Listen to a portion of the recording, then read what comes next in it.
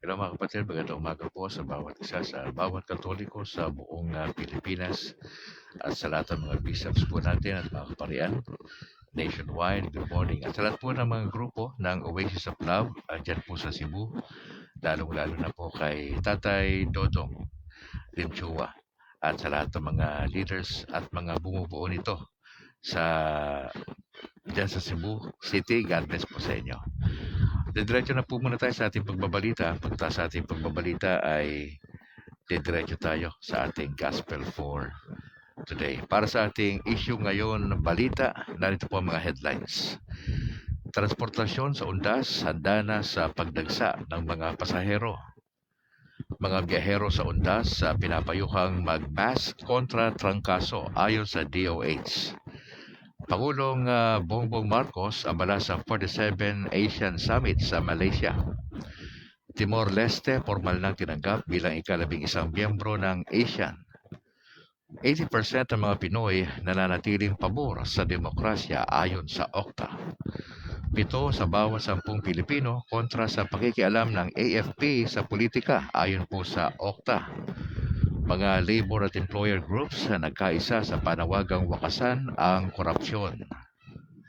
Bulkang Taal nagbuga ng 3 minor na pagputok, nananatili sa alert level 1. Mahigit 200 Pinoy sa scam farms sa Myanmar humihingi ng tulong para makauwi. Hurricane Melissa nagbabanta sa Jamaica habang lalo pang lumalakas. At grade 6 students sa Cebu nag-viral sa paggawa ng DIY solar lamp para sa kanyang lola. Magandang umaga ngayon ay araw ng Lunes, October 27. Ako si Al Calixtro at narito ang detalye ng mga balita. Inihayag ng Department of Transportation na handa na ang mga bus terminal, paliparan at pantalan para sa inaasahang pagdagsa ng mga pasahero sa darating na undas. Inilunsad na ang Oplan Biyaheng Ayos kung saan nagsasagawa ng mga inspeksyon ang mga ahensya tulad ng CAAP, PPA, MIA at Cebu International Airport upang masiguro ang kaligtasan at kaayusan ng biyahe.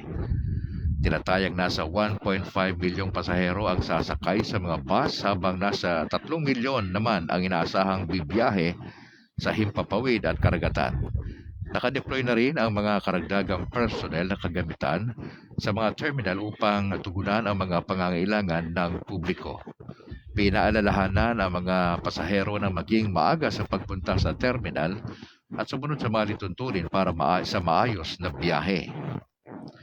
Pinayuhan ng Department of Health ang publiko na magsuot ng face mask sa mga terminal at mataong lugar bilang pag-iwas sa influenza-like illnesses habang papalapit ang undas. Bagaman walang mandatory mask policy sa ngayon, inirekomenda ito lalo na sa mga may sintomas o mahinang resistensya. Nagtala ang DOH ng mahigit 6,400 kaso ng ILI sa buong bansa mula September 28 hanggang October 11. Bagamat mas mababa ito kumpara sa nakaraang 2 linggo.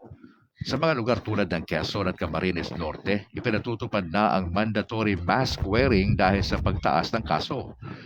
Nananawagan din ang ilang mambabatas na mamigay ng libreng face mask sa mga terminal upang hindi na makadagdag sa gastos ng mga pasahero. Dinagsa ng mahigit 37,000 katao ang Manila North and South Cemeteries itong linggo, October 26, bagamat inaasahan pa lamang ang pagdami ng mga bibisita sa October 29 hanggang November 2.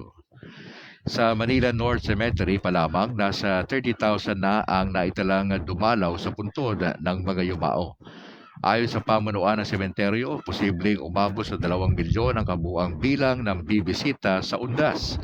Ang huling araw ng paglilinis ng puntod ay October 27 habang ang pagpapasok ng sasakyan sa loob ng sementeryo ay hanggang October 28 na lamang. Bukas sa mga sementeryo mula alas 5 ng umaga hanggang alas 9 ng gabi sa peak ng undas at pinagbabawal ang alak, ingay at mga mapanganib na bagay sa loob ng pasilidad. Dumating na sa Kuala Lumpur si Pangulong Ferdinand R. Marcos Jr. nitong Sabado, October 25, 2025 para sa 47th Asian Summit na gaganapin mula October 26 hanggang 28. Kasama niya ang First Lady Lisa Araneta Marcos at mga kalihim ng Trade, Social Welfare at Communications. Abala ang schedule ni Pangulong Bongbong Marcos sa 14th Leaders Level Meetings at 3 signing ceremonies. Kabilang na ang pagpapalakas ng Asian Free Trade Agreement at pagtanggap sa Timor-Leste bilang bagong miyembro. Itinutulak ni Pangulong Marcos ang open, inclusive at rules-based international order sa mga talakayan. Inaasahang magtatapos ang summit sa turnover ng chairmanship ng ASEAN sa susunod na bansa. Pinormal nang tinanggap ang Timor-Leste bilang ikalabing-isang miyembro ng Association of Southeast Asian Nations o ASEAN sa ginanap na 47th Asian Summit sa Kuala Lumpur nitong October 26, 2025. Matapos ang 14 na taong kampanya, dinagdaan ni Prime Minister Sanana Gusmao ang dokumento ng pag-anib sa harap ng mga Asian leaders. Sinabi ni Malaysian Prime Minister Anwar Ibrahim na kumpleto na ang Asian family sa pagpasok ng pinakabagong bansa sa rehiyon. Kabilang sa mga nilagdaang kasunduan ang Asian Charter at ang Treaty on the Southeast Asian Nuclear Weapon Free Zone. Inaasahang magdudulot ito ng mas malawak na kooperasyon sa ekonomiya, seguridad at kultura sa buong Timog Silangang Asya. Batay sa Quarter 3, 2025, tugon ng masa survey ng Okta Research, 80% ng mga Pilipino ang nananatiling pabor sa demokrasya bilang sistema ng pamahalaan sa kabila ng mga hamon nito. 18% ang hindi sumasang-ayon, habang 2% ang hindi tiyak sa kanilang pananaw. Gayunman, tanging 41% lamang ang nagsabing sila ay nasisiyahan sa kung paano ito ipinatutupad sa bansa. Nasa 31% ang hindi nasisiyahan at 26% ang nananatiling walang tiyak na opinyon. Ipinakita ng survey ang dual narrative ng mga Pilipino. Matibay na suporta sa demokrasya bilang prinsipyo, ngunit mahinang pagtitiwala sa mga resulta nito sa pamamahala. Batay sa pinakabagong tugon ng masa survey ng Okta Research na isinagawa nitong September 25 to 30, 2025, nasa 70% ng mga Pilipino ang hindi sumasang-ayon sa pakikialam ng Armed Forces of the Philippines sa mga usaping politikal. 5% lamang ang pabor habang 22% ang nananatiling walang tiyak na opinyon. Pinakamataas ang pagtutol sa Mindanao at NCR na kapwa nasa 79% at 78%. Ayon sa Okta, ito ay patunay na malakas na ang suporta ng publiko sa civilian supremacy at konstitusyonal na pamamahala.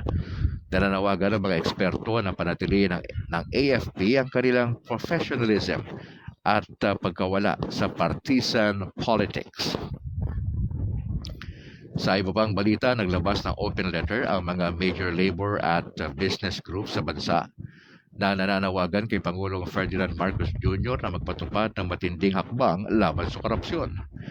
Kabilang sa mga lumagda ay ang Employers Confederation of the Philippines o ECOP, Federation of Free Workers o FFW, Philippine Chamber of Commerce and Industry o PCCI, PhilExport, Centro at Trade Union Congress of the Philippines o TUCP.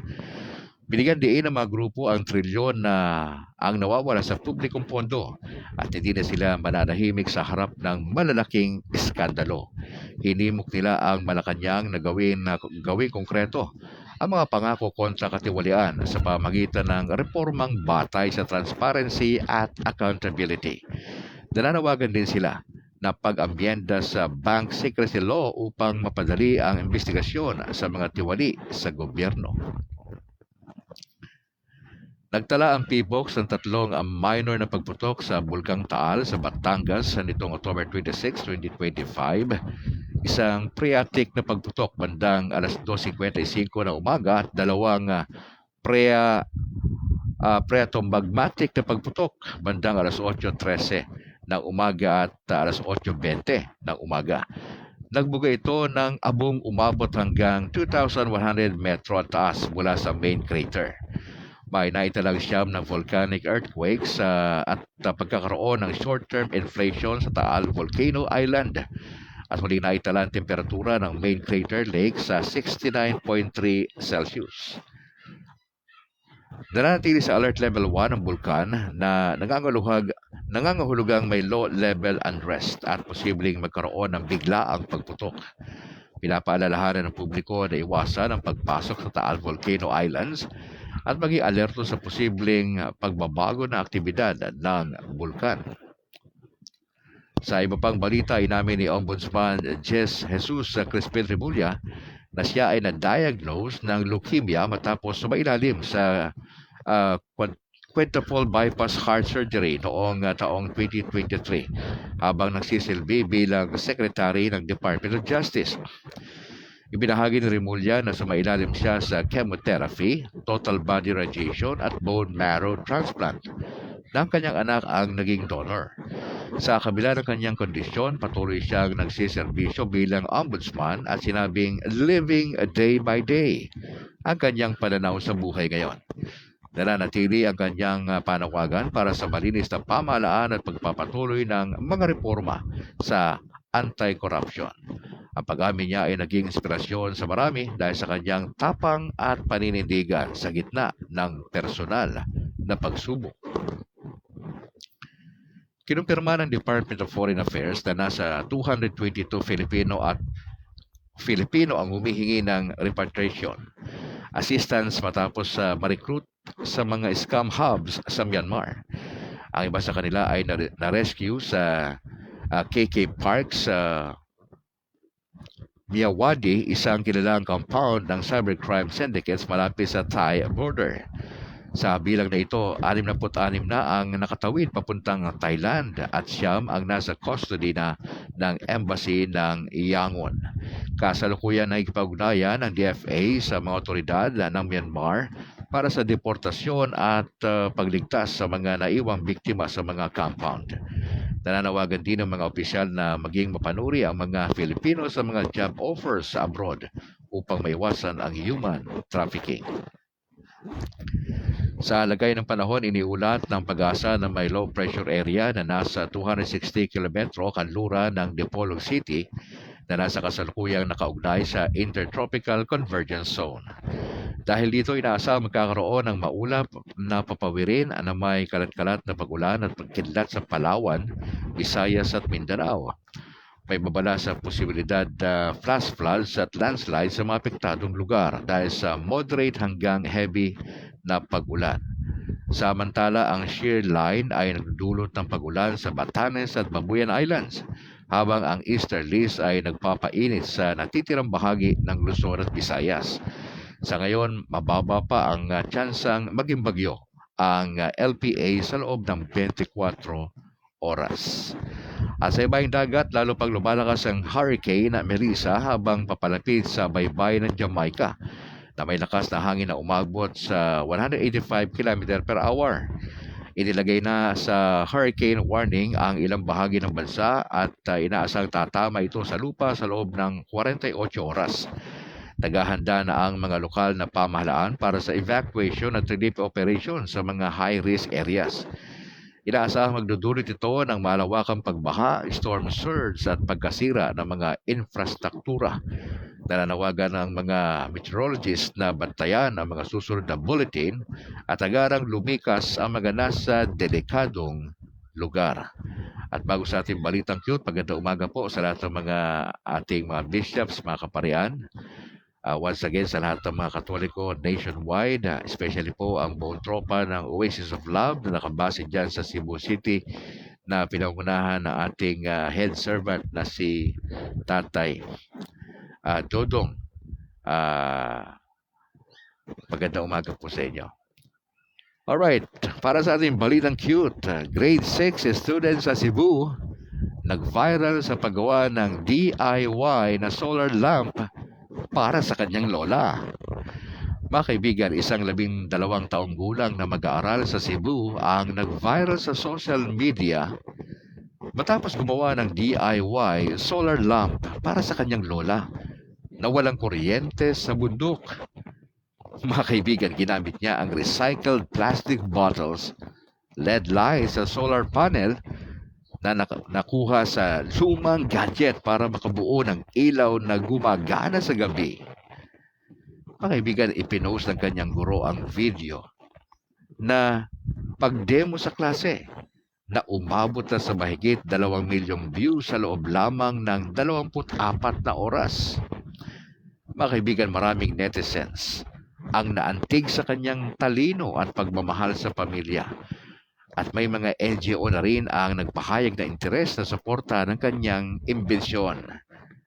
Inaanyayahan na rin siya ng Local Science Council para sa isang scholarship interview sa darating na buwan. At yan po mga tampok na balita sa umagang ito. At sa ngalan po ni R. Vargas, ako naman si Al Calixtro. Yan po ang ating issue ngayon na balita natin sa inyo ng Kabrad Ministry. Tayo po'y manalangin para sa ating gospel for today. In the name of the Father, and of the Son, and of the Holy Spirit. Ama, salamat po sa umagang ito. Salamat sa magandang panahon sa kabila ng 2 bulkan na tila aktibo sa mga panahon na ito. Salamat sapagkat you are in complete control. Salamat sapagkat anytime bukas ang langit sa pagtanggap ng mga dasal ng inyong mga anak. Dumadalangin po kami, Banal na Espiritu, ng karunungan sa mga oras na ito sa aming pagtunghay sa salita ng Diyos. Our Father who art in heaven, hallowed be thy name, thy kingdom come, thy will be done on earth as it is in heaven. Give us this day our daily bread, and forgive us our trespasses as we forgive those who trespass against us. And lead us not into temptation, but deliver us from evil.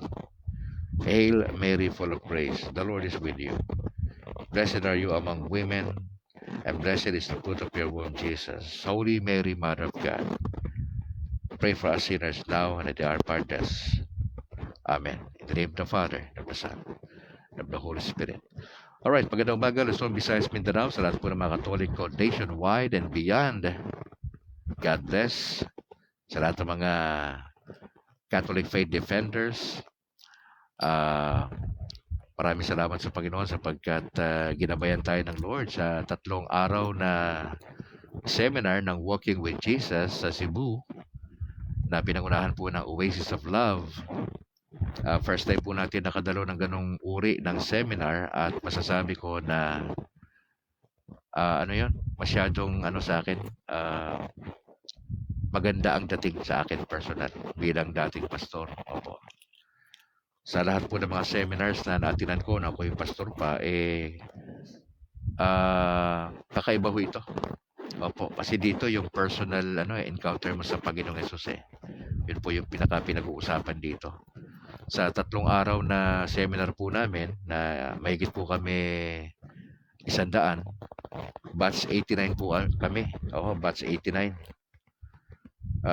Ang Oasis of Love po ay nasa 30 years na ho sa panguna ng kanilang head servant na si Tatay Lim Chua. Salamat sa Panginoon sa opportunity na may kaibigan tayo na nag-invite sa atin, si kapatid na Paul Alima. Ginamit din ng Lord ang dating pastor na si Pastor Sani Hagos para i-connect ako kay Paul Alima na siyang namamahala po nung apologetics side na department ng Oasis of Love. Opo. At na-meet ko ron yung mga pastor na dating pastor na nagkatoliko na ginamit ng Panginoon Diyos. Kaya masayang-masaya lang po ako sa 3 araw na seminar na yan ng Walking with Jesus. And hopefully, na I'll be inviting some of my friends na pastor na makadalo next year by February. Opo, so ipag-pray po natin yan. Alright, magandang umaga, Alan Janeta. Salamat bro mula dyan sa Hungary, at kay Juby Luciliano Aliscio. Magandang umaga po sa inyo. Dako tayo mga kapatid sa ating gospel for today, Luke chapter 13, verse 10. Pag-usapan natin dito yung babae na pinagaling ng Lord.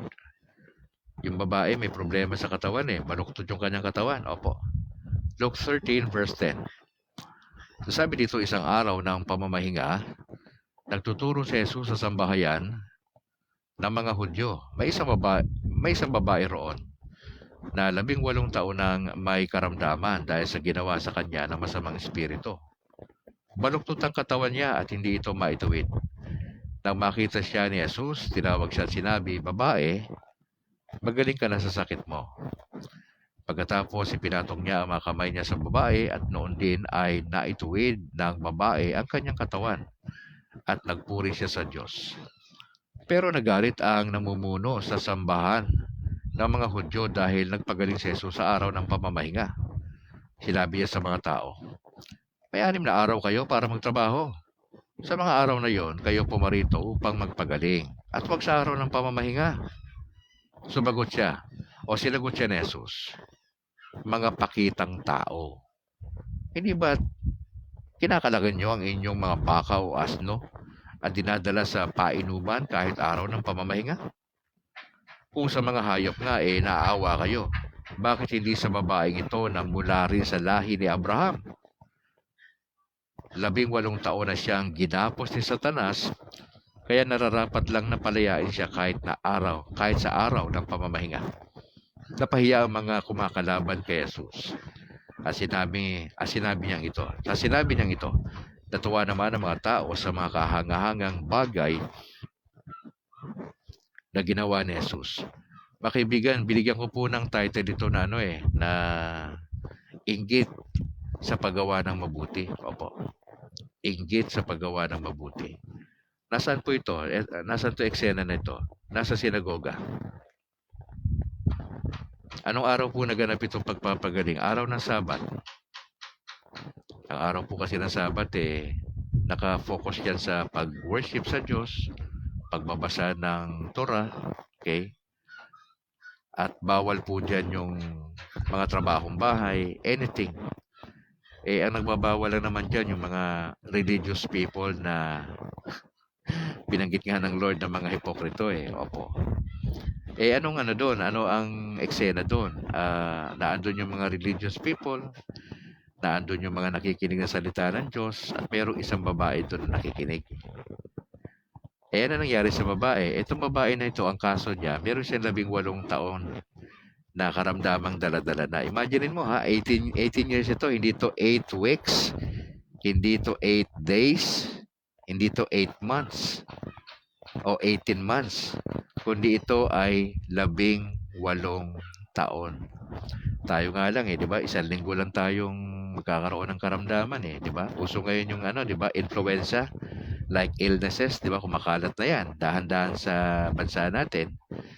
At sa ibang bansa nga, inuulat natin kanina sa balita na mandatory na yung pagsusuot ng mask. Ito, yung susuot ni Brad Calix. Oho.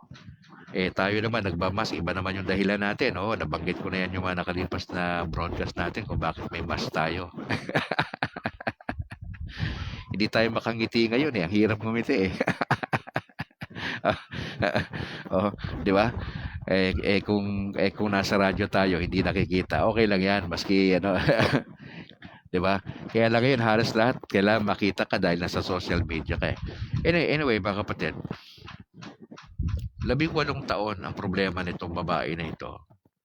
Kaya lang yung kanyang sakit ay hindi dahil sa kapabayaan niya, hindi dahil sa anumang bagay, kundi gawa ito ng masamang espiritu. Mga kapatid, meron ka bang kilala na kaibigan katoliko na for so many years, probably baka lagpas pa sa 18 years, na yung karamdaman niya hindi gumagaling? Okay. Ano ang pakiramdam mo bilang mahal sa buhay, kaibigan, katropa, nung kaibigan mo o mahal mo sa buhay? Ano pakiramdam mo na kung may kaibigan ka mahal sa buhay na gano'n na katagal yung sakit? Di ba nasasaktan ka rin? Depende sa sakit Alam nyo, ang sakit magastos yan eh. Depende sa sakit, di ba? Pinakamagastos sa sakit, cancer eh. Di ba? At may mga sakit na mapanganib.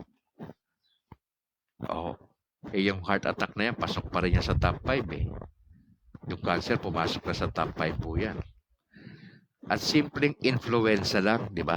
Yung nangyayari ngayon sa Pilipinas, pwedeng ikamatay ng tao. Of course, malulungkot ka. Pangalawa, magastos, di ba? Pangatlo, na posibleng reaksyon ng Katoliko, magtatampo sa Diyos. Bakit? Eh kung ikaw mismo, yung may sakit na yan, na umabot na sa 10 taon mahigit, very alarming na yan eh, di ba? Kasi ang doktor, kaya nga karamihan sa Pilipino, kung magsasurvey ka, hindi nagpapacheck up yan. Mostly ng Pilipino, hindi nagpapacheck up sa doktor. Bakit? Sapagkat takot silang malaman ang resulta ng kanilang di ba? Nagpa-check up sila.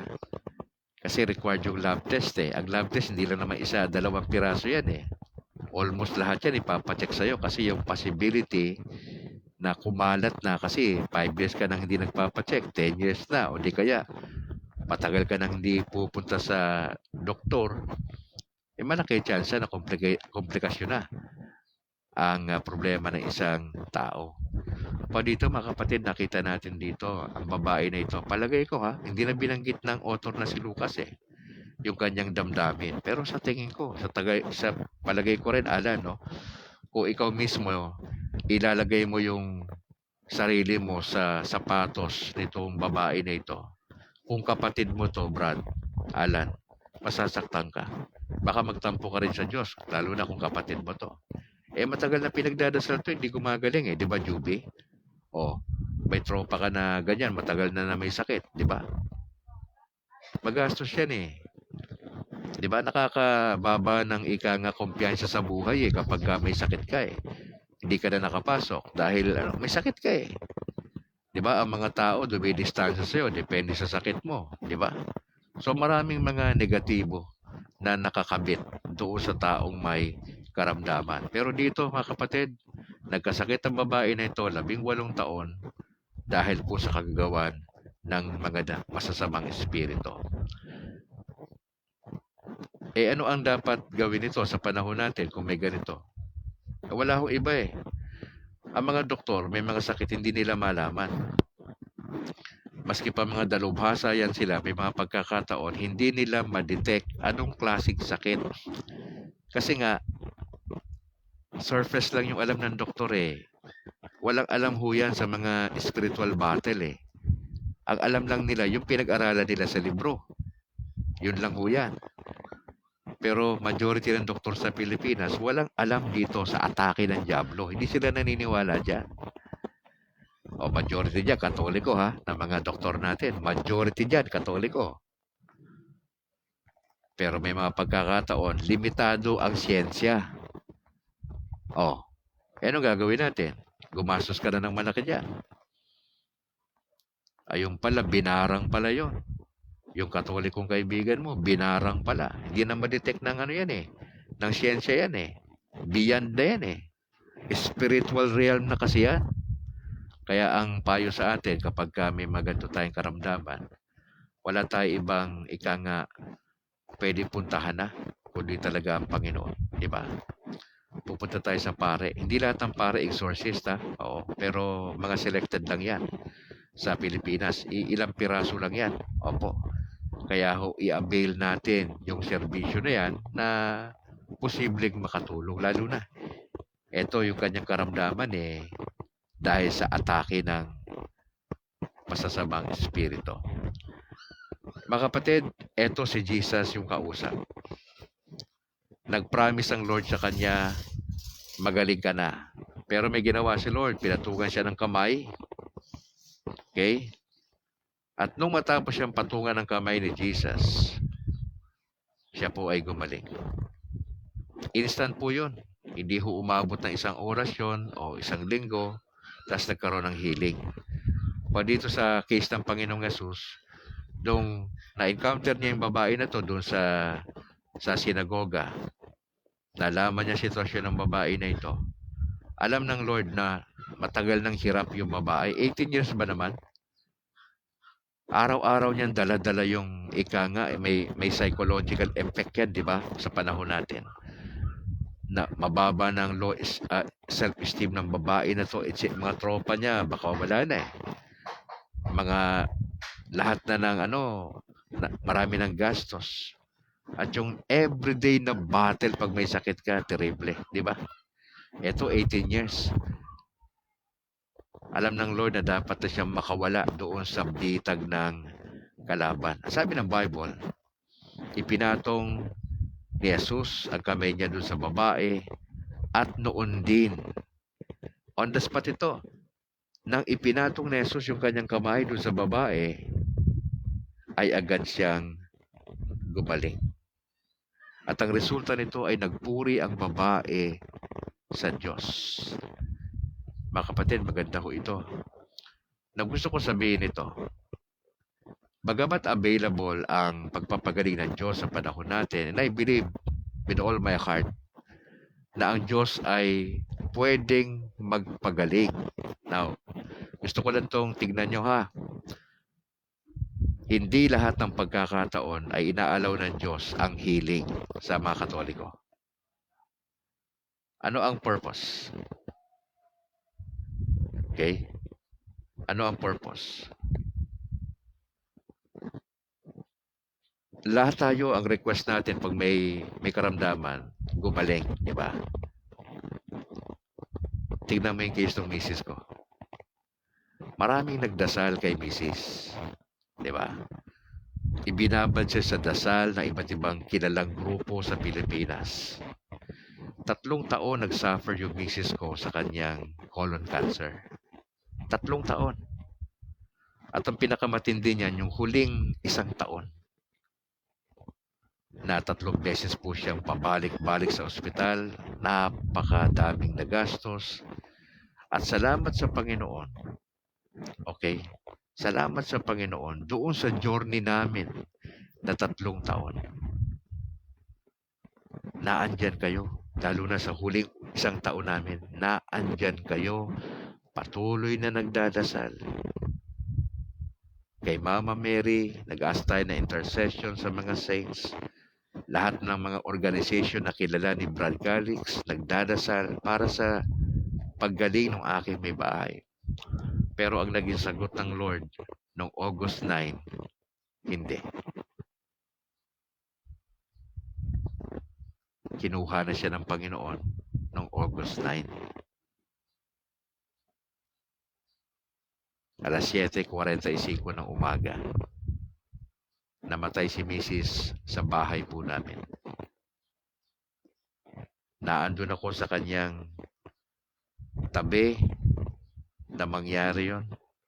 Wala na siyang sinasabi na mga kataga. Nakapikit na yung kanyang mata.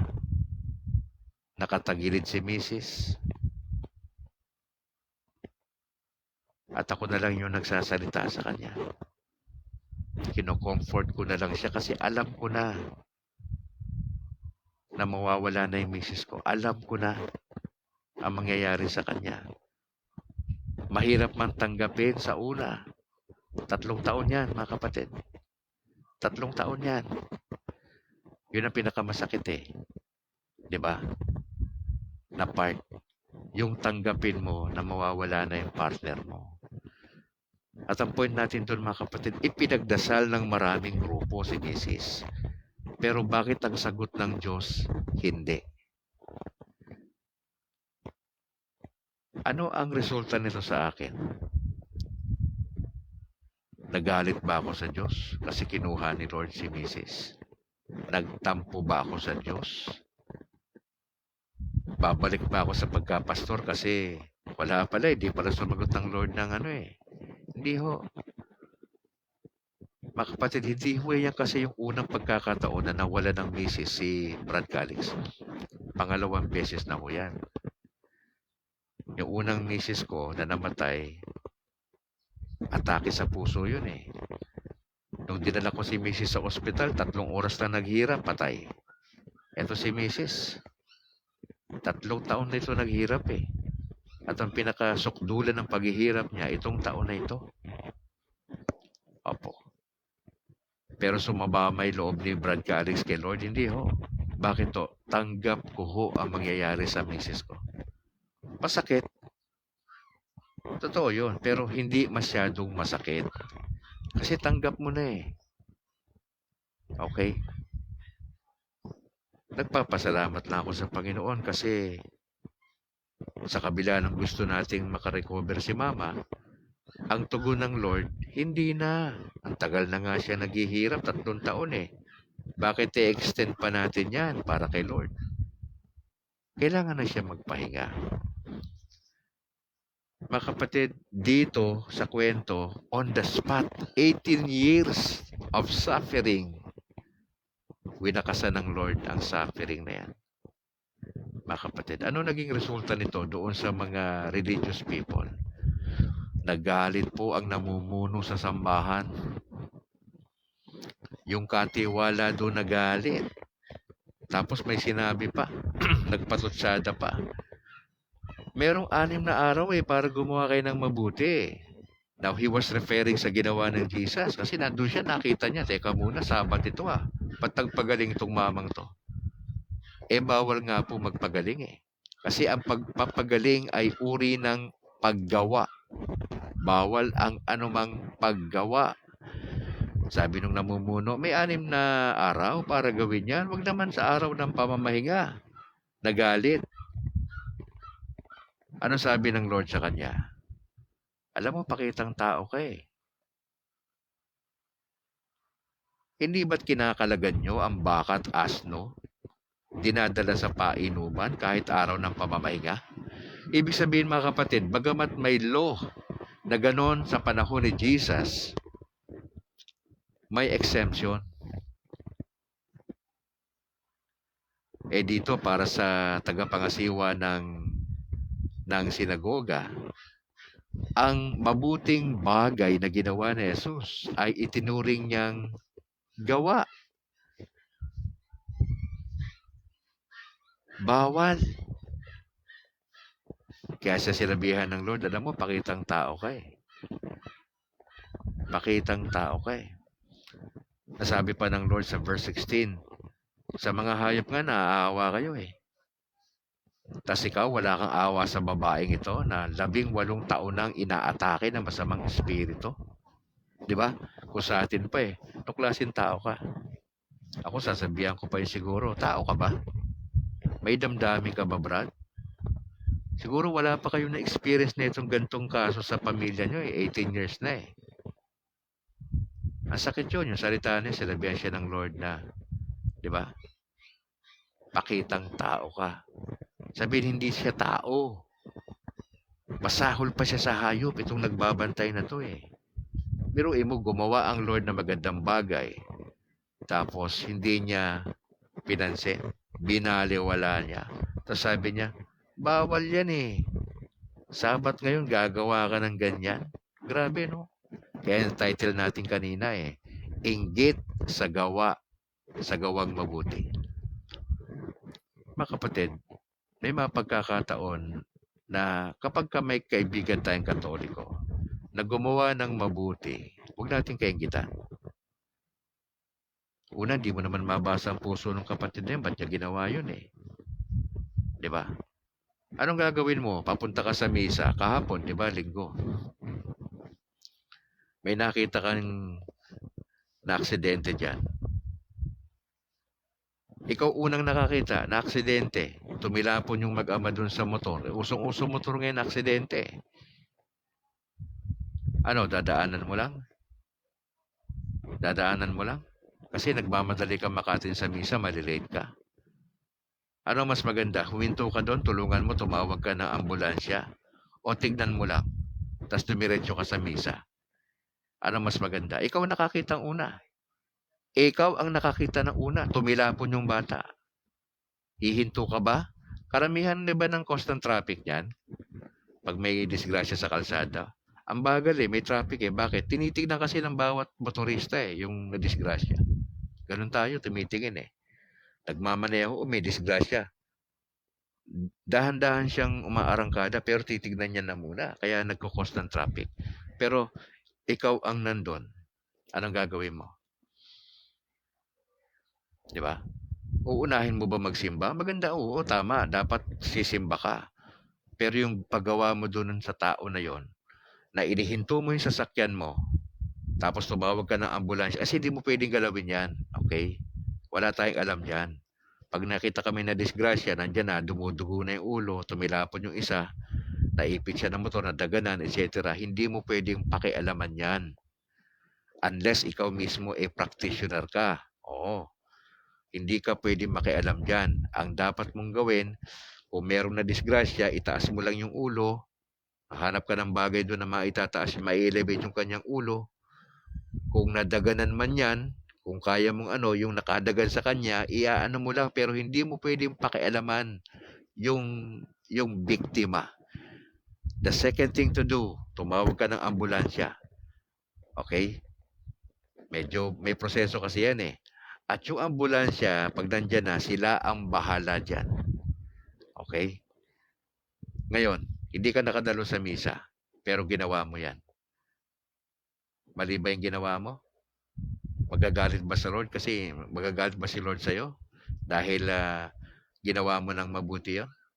Araw ng Sunday? Mga kapatid, parehas lang yun na naglingkod ka sa Diyos at sumamba ka sa Diyos. Mas mabuti yun yung ginawa mo. Na late ka sa misa, gumawa ka ng mabuti, alam ng Lord yun, ganun yun sa Lord, thumbs up yun. Nakita mo na eh. Ikaw yung una nakakita nun, tapos dinaanan mo lang kasi malilate ka. Bakit? Hindi ka na ba pwede magdalo sa misa sa ibang simbahan na iba't iba oras? Mga kapatid, huwag tayong mainggit sa paggawa ng mabuti. Gawa tayong mabuti. Yan naman ang ating mandato, di ba? Bilang Katoliko, gagawa tayong mabuti. Opo. Huwag tayong magsabi-sabi na ng mga komento sa mga taong gumagawa ng mabuti. Dito sa lugar namin, sa Negros, pumutok yung kanlaon. Anong gagawin namin? Given kasi yung magdasal eh. Given yun, given. Laging ginagawa. Ang may matinding part doon, yung pupunta ka doon, mag-offer ka ng help. Yun ang mas kailangan, hindi lang dasal. Diba? Alis na naman sila doon. Evacuate naman sila doon. Ang hirap noon eh. Na-try nyo ba na kayo tumira doon sa sa hindi sa bahay ninyo? Di ba? Maraming discomfort. Di ba? Tayo, okay lang tayo eh. Parang nakikinig lang tayo sa balita eh. Pero anong gagawin natin? Yun ang tanong sa atin. Anong gagawin natin? Ito si Lord, 18 years. Yung babae may karamdaman. Hindi niya pinahirapan pa yung babae. Hindi na siya nag-imbestiga. But siguro marami kang traso sa panahon mo, kaya inatake ka ng diablo. Wala nang ganong imbestiga. Excuse me. Alam ng Lord yung pinagdaanan ng babae. Nung malaman niya, on the spot, kinalingan niya na. Okay. On the spot, kinalingan niya na. Ang sabi rito ng salita ng Diyos, napahiya po yung kumakalaban kay Jesus, sinabi niya. At yung mga tao nakasaksi ng pagpapagaling ng Panginoon, natuwa ho. Natuwa ang mga tao sa kahangahangang bagay na ginawa ni Jesus. Sa panahon natin, ang tumulong sa kapwa ay isang bagay na maganda. Sana, kung dumating to sa punto natin, sa'yo bro Alan dyan sa lugar mo, kung kinakailangan makagawa ng mabuti sa iyong kapwa, bro, gawin mo. Maski na Iglesia ni Manalo pa yung gagawa mo ng mabuti. Maski na SDA pa yan. Kapatid na Juby, kung ano man po ang inyong trabaho, kung may pagkakataon po kayong gumawa ng mabuti sa kapwa, okay? Huwag nyo na hong imbestigahan kung ano ang simbahan yan. Hindi ho, huwag nyo na natin gawin yan. Regardless na Katoliko ba yan o hindi, basta nagawa natin yung mandato ng Lord, okay lang po yun. Di ba, Joseph? Importante yun sa atin eh. Parang katulad tayo ni Lord na nahabag tayo. Maski naman sino, nasa ganyan ka sitwasyon, tayo mga Pilipino, palatulong naman tayo. Hindi naman issue sa atin yun sa totoo lang eh. Di ba? Ang motibo lang ng pagtulong yung bantayan natin. Huwag tayong maging mga politiko na tutulong, may pangalan pa doon. Hindi naman niya pera yon, di ba? Ang lalakas ng mukha nila na gawin yun eh. Tutulong sila, hindi naman nila pera yon. Pera ng taong bayan yun. Tapos papangalandakan pa nila yung pangalan nila doon sa kakapirasong sardinas na sardinas pa ang bibigay nila. Alam mo yun, lumang tugtugin na po yan eh. Matagal na tayong nakakita ng ganyang sistema eh. Mga Katoliko pa yan. Yung karamihan sa mga politician natin. Huwag tayong gumaya po sa kanilang estilo na bulok. Doon tayo sa sistema na from the heart. Mahirap talaga yan sa isang banda kasi maapektuhan ka, trabaho mo, pamilya mo, di ba? May uhugot ka ng sarili mong pera kasi dyan eh. Yun eh, yun ang matindi ron eh. Yun ang totoong sakripisyo. Yung oras mo, napipirwisyo ka, okay? Pero gagawin mo yun kasi mahal mo yung tao eh. Yun ang bottom line eh. Mababawasan oras pagpunta sa trabaho mo pero gumawa ka ng mabuti. Nabawasan ang sweldo mo sa dulo pero masaya ka. Kasi yung ginawa mo for the Lord eh. Mga kapatid, salamat sa Panginoon kasi I believe nagpapagaling pa rin ang Lord sa panahon natin. Especially itong mga inaalihan ng masamang espiritu. Kung may kilala kayo, dalhin nyo sa pare. Sa pare hindi sa basta pare. Sa pare na exorcist. Yung nagpa-practice ng pagpapalayas ng demonyo. Hindi lahat ng pare ay involved dito. Ang ibang pare, takot sa ganitong klaseng ministry ha. Takot. Bakit? Posible rin silang atakihin eh. Hindi porke pare ho, hindi ho pwede atakihin ng diablo eh. Kaya ho yung iba sa kanila takot ho sa ganitong klaseng ministry. Opo. Pero mga kapatid, may solusyon sa Diyos. Bagamat, sabi ko nga, hindi sa lahat ng pagkakataon ginagrant ng Lord. Pero hindi naman dahil sa hindi ginagrant ng Lord, minsan yung dasal natin, ay hindi na tayo pupunta sa kanyang representative na mga pare at mga obispo natin. Mga kapatid? Importante pa rin dito yung pagsik natin sa kalooban ng Diyos, maliban sa ating patuloy na pagdadasal. Sinasagot ng Diyos yung dasal natin, hindi dahil sa dasal natin, kundi ang pagsagot ng Diyos sa ating mga panalangin ay base sa kalooban niya, hindi yung atin. Wag nating ipilit.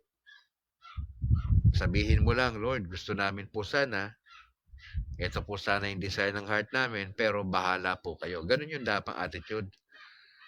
Lord, pag-pray namin to, may kamag-anak kaming inaalihan ng masamang espiritu na makalaya. Na kay Lord yan, mga kapatid. Pero kadalasan po kasi kapag evil spirit po, tagumpay po tayo lagi dyan, no? Basta evil spirit. Pero yung minsan mga sakit na alam na natin, okay, na pwede ikamatay ng tao, ang sagot ng Lord yan, magpapahinga na sila. Most of the time. Okay? Magpapahinga na sila.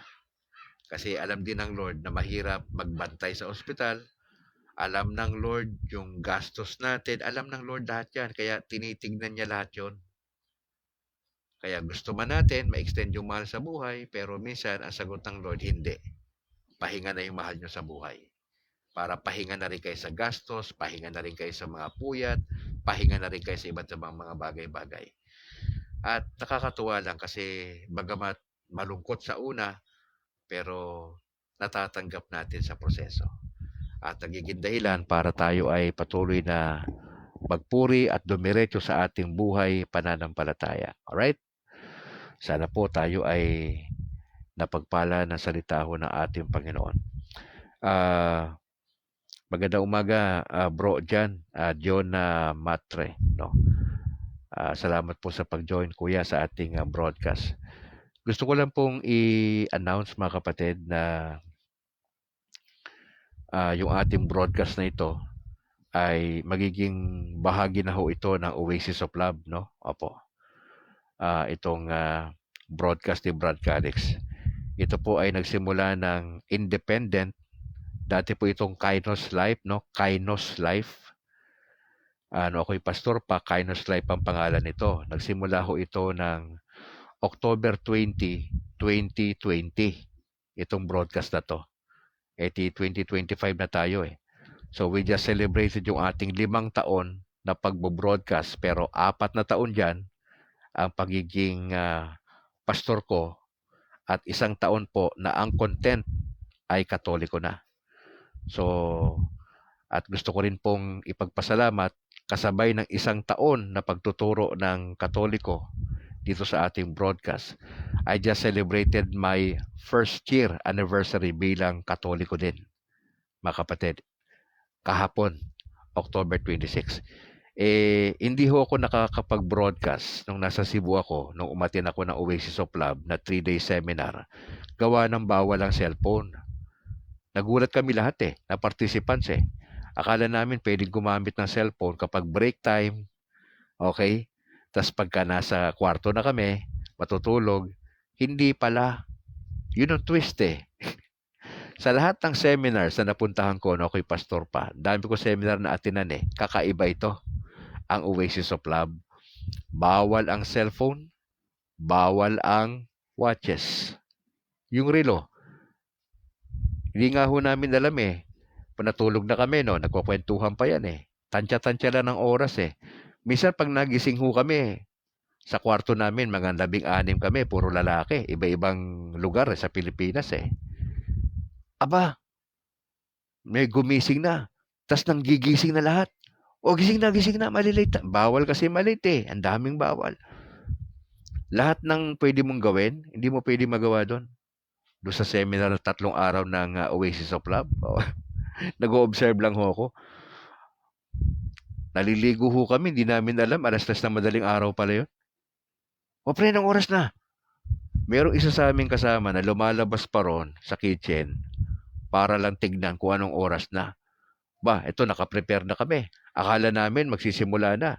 Kasi merong praise and worship na na 6:00 ng umaga praise and worship yan Oo, 1 oras din yan bago yung aming breakfast Aba, pagdating ng tropa namin doon, sabi, ay, pambira, 4:00 lang pala to. Di nung gagawin namin, 4:00. Di balik kami sa higaan. Pero medyo ingat kami doon kasi talagang bawal malate Hindi talaga po pwede. Pero sa kabila ng mga kapatid, hindi ako nakapag-broadcast ng 3 araw. Kahapon sana, graduation ng Sabado.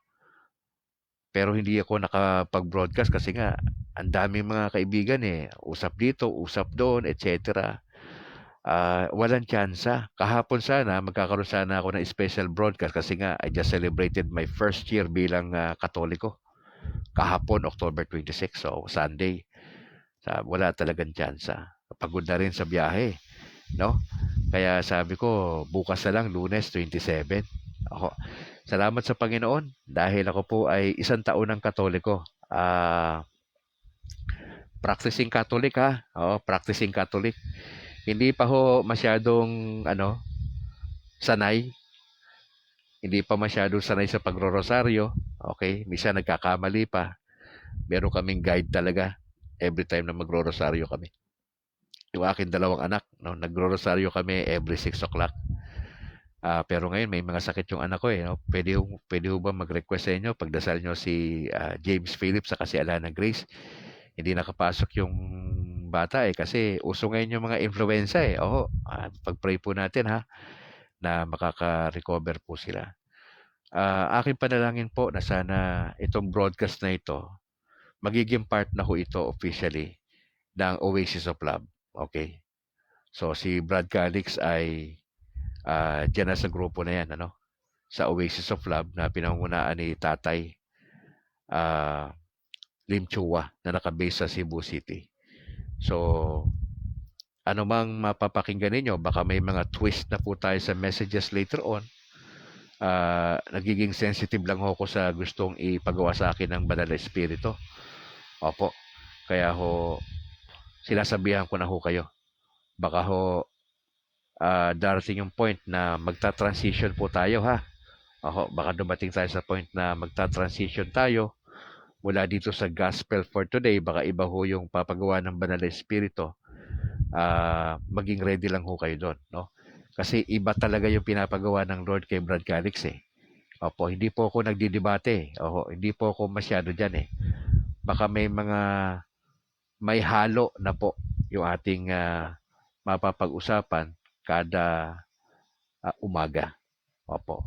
Baka sa gabi din ho, magkakaroon na rin ho tayo. Mga maikli na lang ito. Hindi na ho ito aabot na 1 oras. O makalating oras na lang ho ito.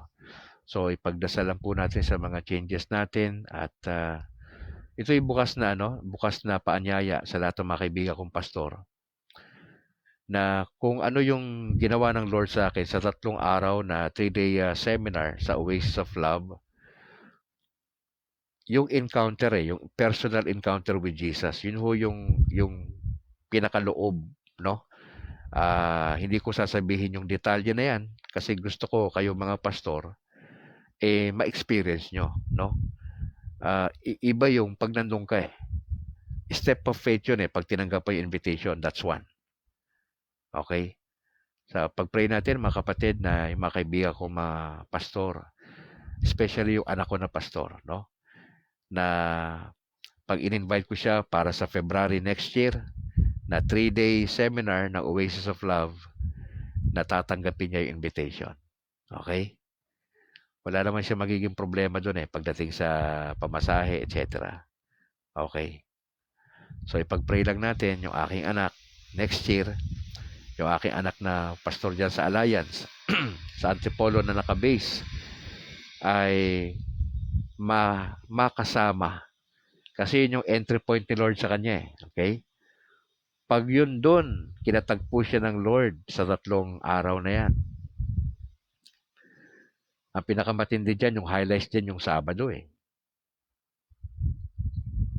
Oho. O Friday night, yung pinakamatindi po dyan Ewan ko na lang. Kung hindi siya baka magtatanong na siya sa akin. Yun lang yung medyo exciting na part doon. Pagka nagtanong na siya, Pa, pwede ba tayo mag-usap tungkol dyan sa Catholic? Di ba? Oh. Yun ang paraan ni Lord Alam mo naman si Lord ba, paraan Yung mga matitigas na mga pastor, matitigas yan sila kasi nag-aral din yan sila. Hindi yan sila basta-basta tumatanggap ng mga foreign, makakaibang mga turo. Tayo, bukas na bukas kasi tayo Kaya, pag bukas ka talaga, maraming gagawin si Lord sa'yo. Pag sarado ka, di may iwan ka. Ganun na kasimple. Pagka ang tao bukas sa galaw ng Diyos sa buhay niya, maraming pwedeng gawin si Lord. At yung mga ginagawa ng Lord sa akin, dahan-dahan. Okay? Pero sigurado. Dahan-dahan na pagbabago. Pero sure ball. Hindi ho nagmamadali si Lord kay Brad Calix Dahan-dahan. Kaya sinasabi ko sa inyo, dahan-dahan Yung pagro-rosaryo ko, dahan-dahan Di ba? Pero nandun sa proseso. Di ba? Siguro naman, hindi matatapos ng 10 taon Di ba? Kabisado na natin yan. Masyado matagal na yon. Pero, pag-pray nyo po si Brad Calix sa mga pinapagawa ng Lord sa atin. I'd like to encourage you mga kapatid na makinig po kayo doon sa mga kapatiran natin na nagtuturo ng salita ng Diyos. Especially po sa apologetics, no? Si kapatid na John Jonah Matre, isa po yan sa mga nagtuturo dyan sa Facebook. Kayo po na mga kapatid na Bisaya po, makinig po kayo sa kanya kasi po, minsan ho nagtatagalog din yan siya pero maganda po yung kanyang nilalatag, no? May makukuha po tayo. Paano dedepensa sa pananampalatayang Katoliko. Opo. Tapos yung iba pa na sinasuggest natin puntahan nyo po. Ang Catholic Crusader ni San Pablo Alima, dating pastor to ng Jehovah's Witness ng 15 years. PH ni Cabornok. Ang punto por punto ni Reverend Father Darwin Gitgano, sila sila Jando, sila Bustamante, nandyan Opo. Mr. Curious Catholic, puntahan nyo yan sa YouTube lahat yan Oo, puntahan nyo yan kasi marami kayong matututunan dyan kung paano depensahan ang pananampalataya natin.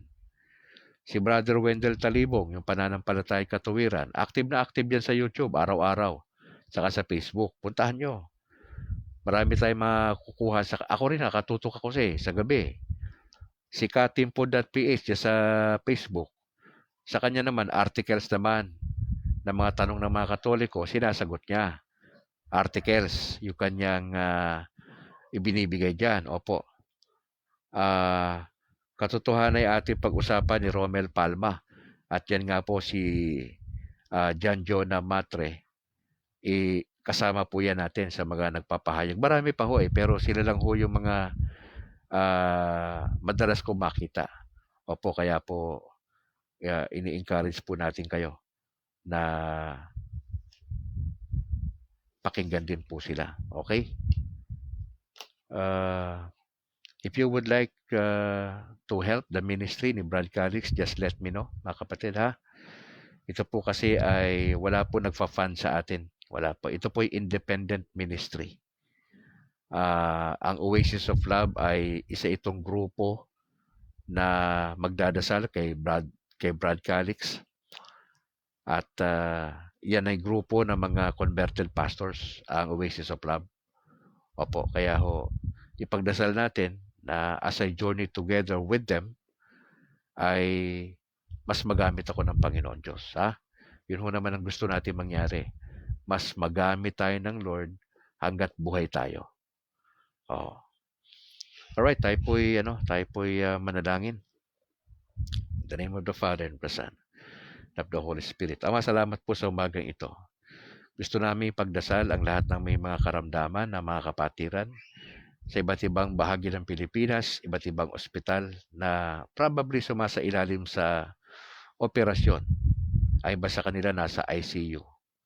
Nagdadasal po kami na sa inyong kalooban, makaka-recover sila lahat. At yung isinasagawang operasyon na hindi magkakamali ng procedure ang surgeon. Kami nagdadasal sa inyong kalooban na mangyari po sa kanila. We'd like to pray also sa aming Santo Papa, Pope Leo XIV. Bigyan niyo siya ng wisdom at gabay sa araw-araw sa mga preparations. Good health importante yon. Dadasal kami sa mga cardinals namin, patuloy silang gabayan, na bantayan ang doktrina, ang faith and morals po na simbahan. Lahat ng mga bishops, archbishop po namin, lahat ng mga kaparian, lahat po ng mga seminarians, ang inyong patuloy na gabay. Lalo na sa mga laiko na katulad namin.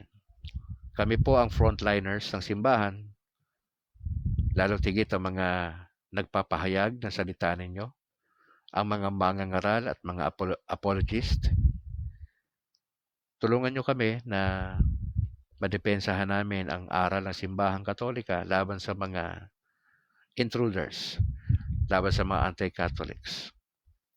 Bigyan niyo po kami, Banal Espiritu, ng talino at gabay sa tulong ng aming ina na si Maria sa kanyang intercession. Maraming salamat po. We are praying po na itong dalawang bulkan na aktibo sa ngayon, ang Taal at ang Canlaon, ay makapaghanda ang mga Pilipino, ang majority ng mga Katoliko sa mga lugar na nabanggit. Alam po namin na ito ay panapanahon ng pagputok at alam din namin sa isang banda na marami maapektuhan ang kabuhayan, ang buhay ng tao mismo. Kaya sa inyong kahabagan, kami po ay lumalapit sa inyong tulong. Samahan niyo po kami. Lord, praying ako kay Joseph Anyablesa sa kanyang karamdaman. Tulungan niyo po siya, ang kanyang pamilya, ang kanyang planong pagtatrabaho later on, ang kanyang simbahan, ang kanyang pare na patuloy niyong pagpapalain. Ano man ang kanyang plano sa buwan na ito, samahan niyo po siya. Si Junior Coronel sa kanyang pamilya, pagpapalain niyo po. Dalangin namin ang inyong gabay para sa kanyang buhay, trabaho, sa kanyang spiritual life. Dalangin ko po ang good health para sa entire family. Praying ako kay Bro John na Matre sa kanyang pamilya. Ingatan niyo po, good health din. Ako'y nagdadasal sa kanyang ministry na magpatuloy sa FB. At sana nga ho ay maraming Katoliko ang mahamon na aralin ang doktrina ng simbahan sa kanyang mga preparations. Lord, samahan niyo po siya. Pray ako kay Alan Janeta sa kanyang trabaho sa Hungary, ang inyong blessing, good health, bawal magkasakit sa mga OFW, sa mga kapatiran, and praying for him na kayo po ang siyang mangunguna. Kayo ang siyang may tataas sa kanyang buhay. Sa kanyang spiritual na buhay po, ay samahan niyo po siya. Alam ko maraming struggles din. Salamat kasi naandyan ang Diyos para po siya ay tulungan. Nagpa-pray kami kay kapatid na Juby Loceliano Alisquio sa kanyang mga pinagdadaanan sa buhay, probably crisis sa pamilya, sa trabaho, sa relationship. We just pray, Father, for your mercy sa kanyang buhay, especially sa kanilang buhay pananampalataya, na sila magpatuloy kay Lord, magpatuloy sa kanyang apostolate kung saan siya involved, at kami nagdadasal po ng inyong kalooban para sa kanyang buhay. Nagamitin niyo mga kapatid na ito upang may taas po ang inyong pangalan sa araw-araw. Kahabagan niyo rin po ang aking dalawang anak na may mga karamdaman ngayon. Ang inyong kalooban para sa amin, sa aming sa next year na probably pag-migrate either sa Maynila o saan man nyo kami dadalhin, Panginoon. We just pray for your mercy upon us. Praying kami sa Oasis of Love na grupo na kabase sa Cebu. Pagpapalaan nyo po si Tatay Lim Chua sa kanyang leadership bilang head servant at lahat ng mga leaders, mga activities, especially for those pastors na ma-invite ko po na para dumalo next year sa February. Sana ho gamitin nyo ang Oasis upang ma-enlighten ang kanilang minds to accept the fact na they need to know and to grow deeper kay Jesus Christ, to experience Jesus sa kanilang buhay at ministry. At isang garantisadong bagay, Panginoon Diyos, na iba yung impact nito sa kanilang buhay at kanilang ministry if they encountered the Lord Jesus Christ personally. Kung paano ko ito na-experience sa kakaibang paraan, posibleng mangyari ito sa anak ko na pastor at sa mga kaibigan kong pastor sa iba't ibang denominations. Lord, maraming salamat sa inyong pagkilo sa buhay namin. Pray kami sa lahat ng mga laiko, sa lahat ng mga existing apostolates.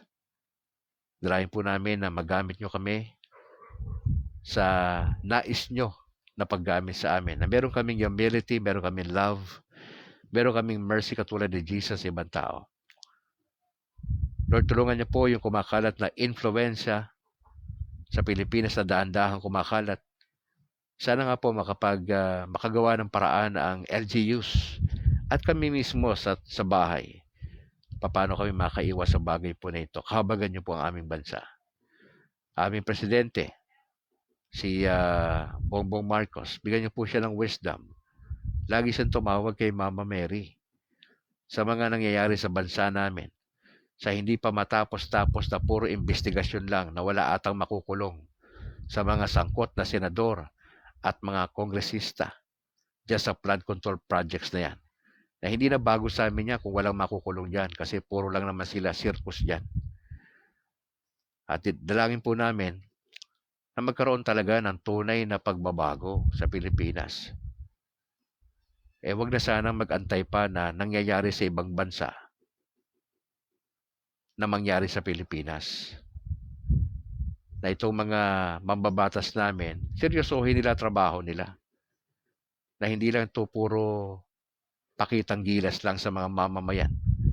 Na hindi nga sila interesadong ipaalam sa publiko yung salin nila eh. Marami pa silang pinagsasabi. Pero nagdadasal po kami na maging mapanuri kami na sana ho Huwag kaming tumahimik lalo na sa darating na halalan. Parte kami ng kabulukan ng gobyerno kasi maraming voters na Katoliko ang nabibili pa rin ang kanilang mga boto. Sana po tapusin na ito sa susunod na halalan. Lord, salamat po. We just pray for your protection sa maghapong ito. Makita namin ang inyong kamay. Maraming salamat. Salamat po, Mama Mary, for your continuous embrace to each one of us. Salamat po sa inyong proteksyon. Kayo po ang nanay ng Simbahang Katolika. Salamat sa inyong malasakit, sa inyong intercession. Lord, maraming salamat. Salamat po, Panginoong Yesus. Salamat. We pray this in Jesus' name. Amen. In the name of the Father, and of the Son, and of the Holy Spirit. Mga kapatid, pakishare na lang po itong video ha. Opo, maraming salamat po sa inyo. At kung nais po ninyong sumuporta sa panalangin at pinansyal, if you would like to donate sa kailangan natin dito sa studio, just let me know mga kapatid ha. Maraming salamat in advance sa inyo. Sa ngalan po ng aming Bishop dito sa Diocese of Bacolod, Bishop Patricio Buson at yung aking parish priest sa San Juan Nepomuceno, sa Sumag, si Very Reverend Father Luan Torrefranca, si Father Christopher at si Father Egay, ganun din aming deacon na si Deacon Barbon. At sa lahat ng mga sa Parish Council, sa panguna po ni Mama Lutan, ako naman si Brad Calix mula rito sa Negros Occidental. God bless po sa lahat ng mga CFD nationwide at dito sa Bacolod sa panguna po ni Bro Christian Paul Gaylan. Ingat po kayo. To God be the glory and bye for now.